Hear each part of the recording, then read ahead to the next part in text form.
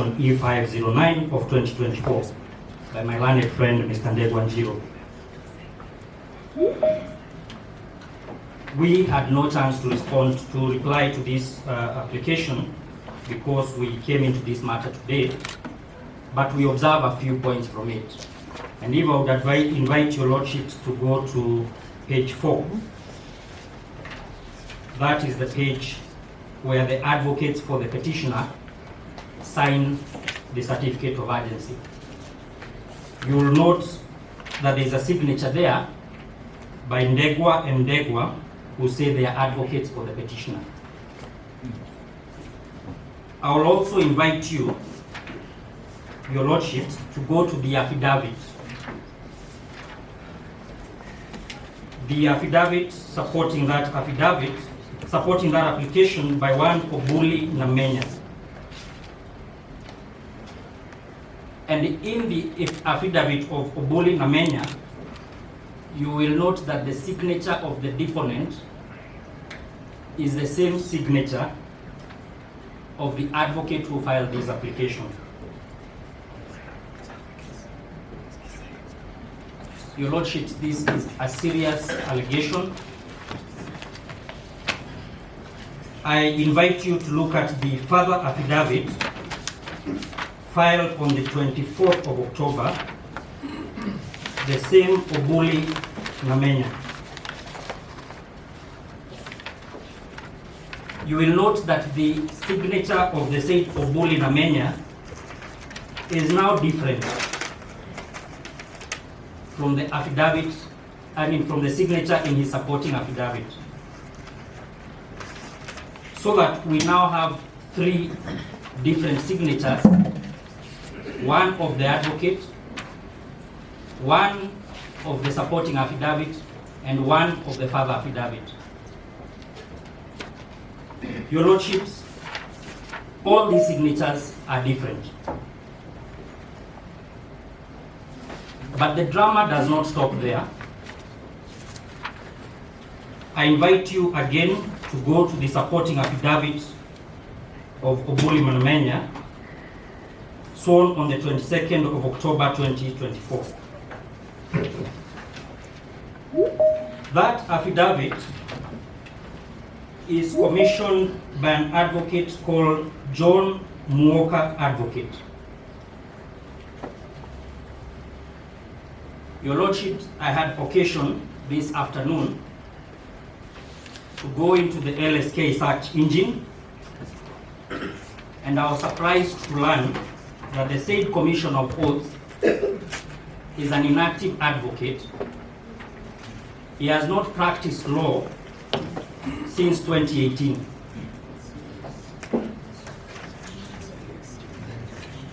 My lords, this is the material that has been presented before you.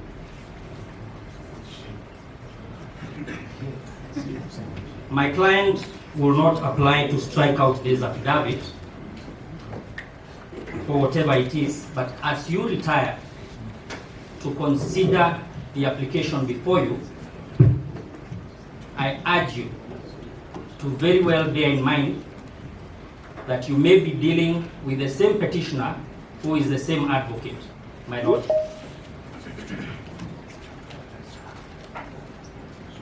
I will now go to the application itself. And my lord, you have been treated to the issues of bias,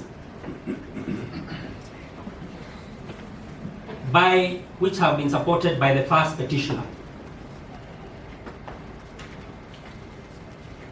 My lords, there is a letter that was written by my learned friend and very good friend, Mr. John Jomo.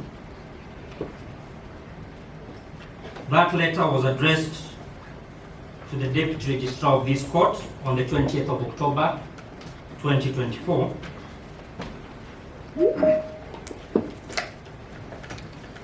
And that letter makes serious allegations, not just about this bench, but about other judges who are not in this matter. My client, the ninth respondent, filed the special motion before the National Assembly, and one of the grounds that was before the National Assembly was that the first petitioner attacked the independence of the judiciary contrary to Section 160 of the Constitution. That is material before this court. It is contained in the 9 respondents' replying affidavit. It is not the first time that the first petitioner is making such allegations about judges. He did so in 2023 about your sister, Lady Justice Esther Maina. In the letter addressed to the Deputy Registrar, and I refer you to paragraph 10, he insinuated, in paragraph 10, he says the lightning speed with which the Kirogoya file was grabbed and directions issued seems like a well-orchestrated plan to trample on the rights of the petitioner. They made allegations against the Deputy Chief Justice. In the same letter,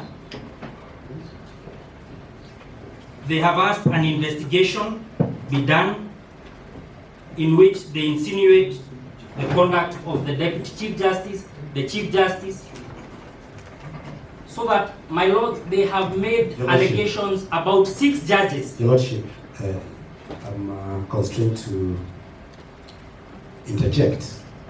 My learned friend and my very good friend, Mr. Mushemi, is alluding to going to talk about some crowds which he says were before the Senate, but which were dismissed. That's not correct. That is not correct. Ground number 4, to correct my learned friend, was supported by 51 senators out of 67. It was one of the charges that was upheld by the Senate. My Lord, those are the matters that are in the petition, and that is where we are. Let us restrict ourselves to the application. Most of the time.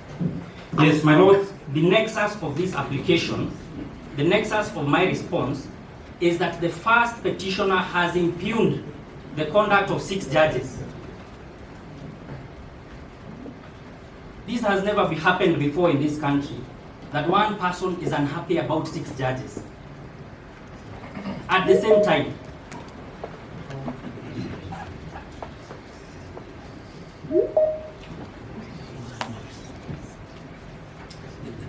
My lords, you have been treated this afternoon to issues of bias. The first petitioner had his day before the National Assembly. In that house, 282 members of parliament voted to impeach him. Out of those 282 members, a majority of them were from his own party, United Democratic Alliance, where he is the deputy party leader. They were not biased against him. The matter went to the Senate. 53 senators, a majority of them from his own party, voted to impeach him. He did not raise the issue of bias. My Lord, you have been treated to the issue of weddings. Weddings by the petitioners.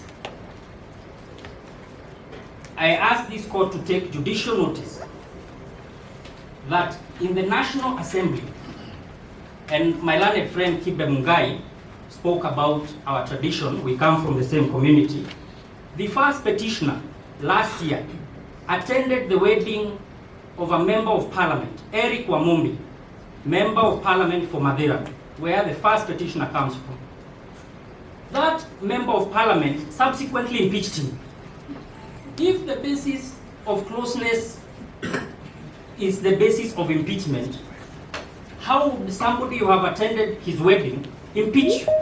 But he did not impeach him because of attending his wedding. He impeached him because of serious violations of the Constitution. So that if the issue here is a wedding being attended, the first petitioner himself has attended a wedding, and not just as an ordinary guest. He was the father of that member of parliament in that wedding, but he was still impeached. So that, my lords, I want you to take comfort. Those are matters before the Hansard of the National Assembly, which is evidence before this court. Your Lordship should take comfort. The first petitioner in the National Assembly, he impugned institutions. In the Senate, he impugned the Ethics and Anti-Corruption Commission, the National Intelligence Service. He has now impugned the conduct of IEBC. He has now impugned the conduct of the National Assembly. He has impugned the conduct of the Senate. He has impugned the conduct of the executive.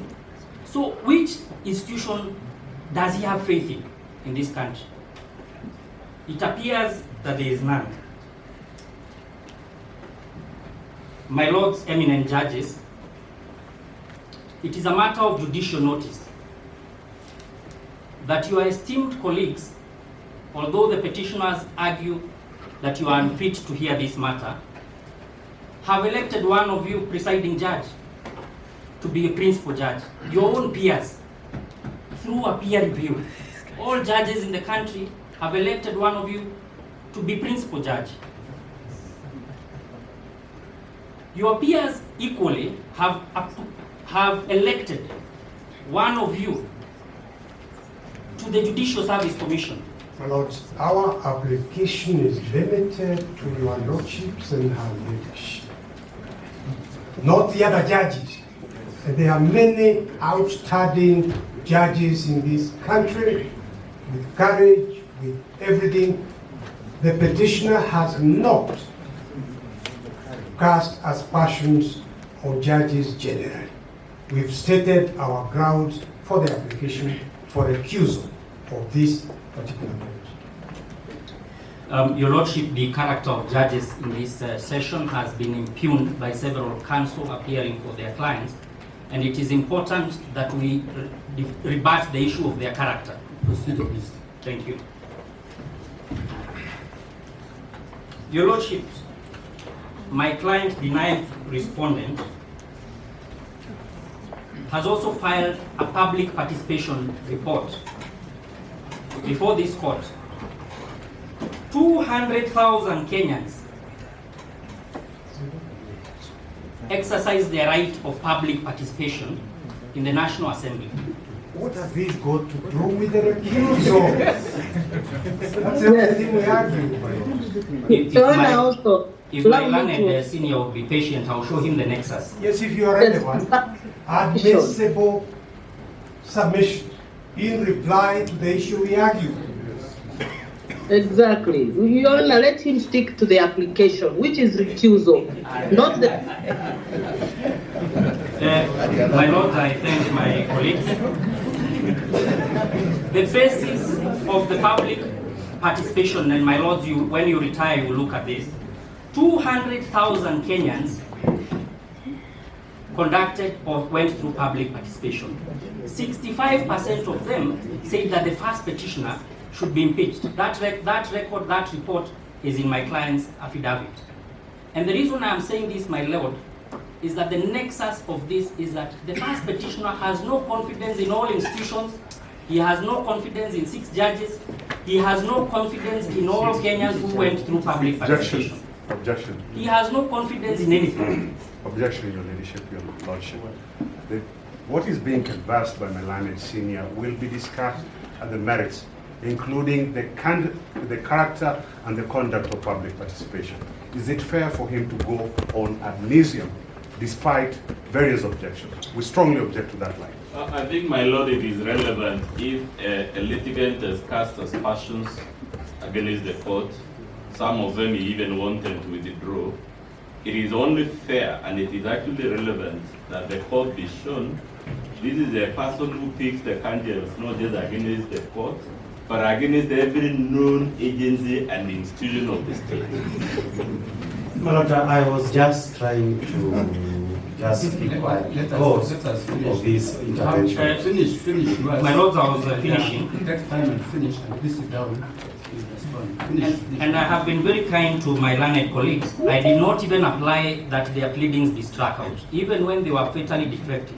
I've said let them remain on record. We are not impugning them. So I am being very kind to my friend.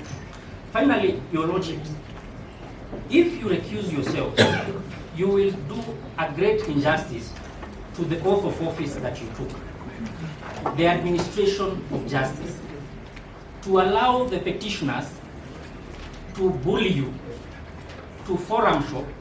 They have tried to bully the National Assembly, the Senate, now they are trying to bully the judiciary. Will be a great injustice to this country. That is all, Your Lordship. Thank you.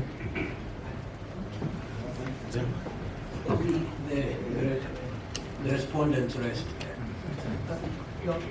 Oh, yes, sorry. Presiding judge and distinguished members of the bench, Mahat Somane for the IEBC.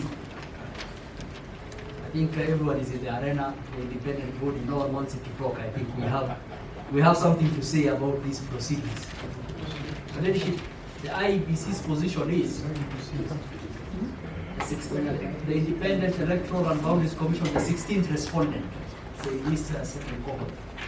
The IEBC's position is that the court should stick to first principles when it is determining the issue of recusal.